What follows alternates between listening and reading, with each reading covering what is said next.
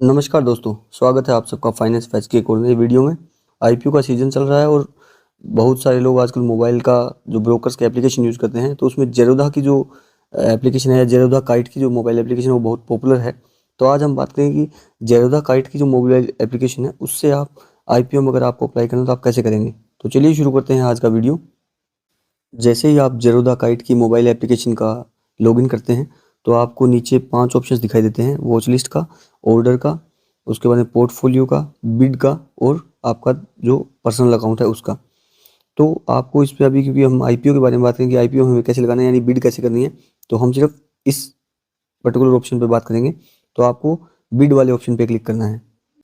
जैसे ही आप बिड वाले ऑप्शन पे क्लिक करते हैं तो ये जो ऑप्शन आपका हाईलाइट हो जाता है।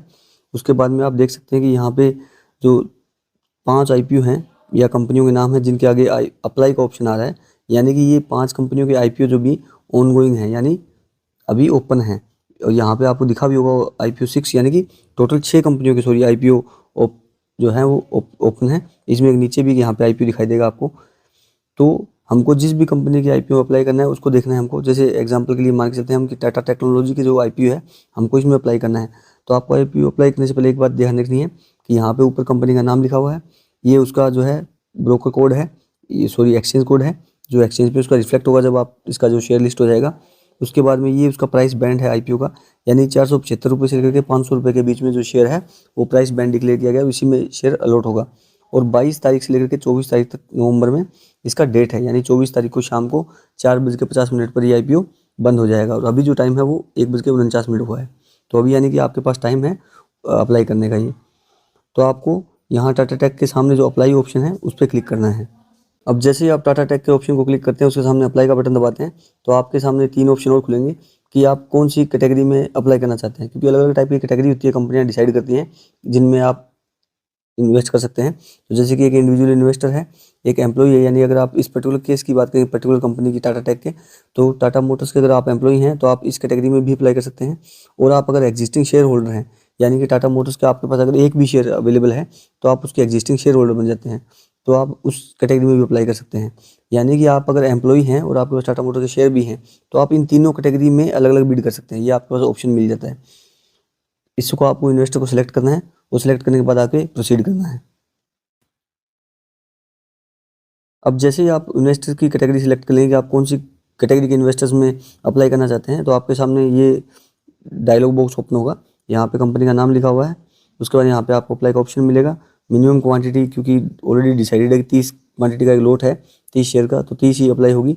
ये प्राइस बैंड दिखा रहा है यहाँ पे। उसके बाद ये इसकी डेट दिखा रहा है। यहाँ पे आपका इन्वेस्टर टाइप देखना है, ये आपको ध्यान देना है अप्लाई करने से पहले कि इन्वेस्टर टाइप कौन सा है। यहाँ पे जैसे मान के चलिए आपने एम्प्लॉय को सिलेक्ट कर लिया तो एम्प्लॉय आपने इसमें दिखाएगा। इसके बाद इशू साइज़, उसके बाद डिस्काउंट अगर कोई मिल रहा है या फिर लॉट साइज़ कितना है। उसके बाद ये 2 इंपॉर्टेंट चीज़ है जो आईपीओ स्टेटस के बारे में दिखाती है, रेड हेरिंग प्रोस्पेक्टस। ये मैंने पहले भी वीडियो बनाया था डीआरएचपी का, यानी कि अगर आपको किसी भी अप्लाई में कंपनी के आईपीओ में अप्लाई करना है तो आपको उससे पहले कंपनी का उसका रेड हेरिंग प्रोस्पेक्टस पक्का पढ़ लेना चाहिए। इसमें आपको कंपनी की सारी डिटेल मिल जाती है और इससे आपको डिसाइड करने में ईजी होता है कि आप कंपनी में अप्लाई करने के लिए आप बेस्ट है या नहीं है। उसके बाद आपको यहाँ पे सब्सक्रिप्शन डाटा भी मिल जाएगा अगर आप चेक करना चाहो कि कंपनी का जो आईपीओ है ये अभी तक जब आप अप्लाई करें तब तक कितना सब्सक्राइब हो चुका है या अंडर सब्सक्राइब है। उसके बाद आप यहाँ पे सिंपल अप्लाई बटन पे क्लिक कर दीजिए और आपका जो आईपीओ का एप्लीकेशन है वो सबमिट हो जाएगा। और आपको आपका जो पेमेंट मेथड आपने ज़ेरोधा के साथ में एसोसिएट किया हुआ है, लगाया हुआ है, उसी पे जैसे अगर नेट बैंकिंग है तो आपकी बैंक के उसमें आपको रिक्वेस्ट मिलेगी। और अगर आपने यूपीआई ऐड कर रखा है तो आपकी यूपीआई पे आपको जो अमाउंट जो है वो उस अमाउंट को ब्लॉक करने का रिक्वेस्ट मिलेगा। और वो जैसे ही आप एक्सेप्ट कर लोगे, आप प्रोसेस करोगे तो आपका एप्लीकेशन फुली सबमिट हो जाएगा आईपीओ के लिए। तो उम्मीद है कि आपको इस वीडियो से समझ आ गया होगा कि ज़ेरोधा की काइट ऐप से आप किसी भी कंपनी का आईपीओ फ्यूचर में या अभी कैसे अप्लाई कर सकते हैं। और अगर आपको हमारा जो कंटेंट है वो पसंद आ रहा है तो हमारे चैनल के साथ इसी तरह बने रहिए और हमारे कंटेंट को लाइक और सब्सक्राइब करना ना भूलें।